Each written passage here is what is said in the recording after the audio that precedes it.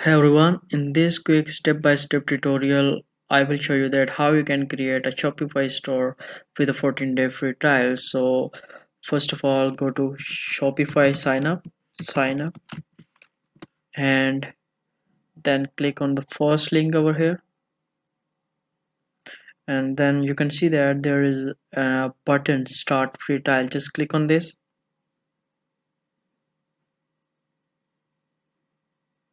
And now we need to fill up this form. So I'm just starting. Next, an online store.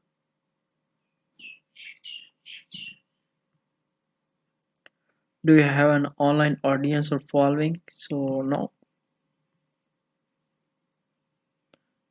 So let me choose the Shopify store name. So for myself, it would be Mer Dropship.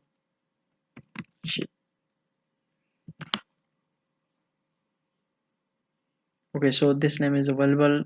Just click on next. Now my location is Pakistan, so click on next. Choose your location.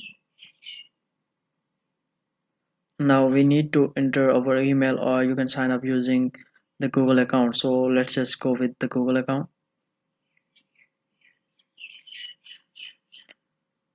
Let me choose one of the account from here.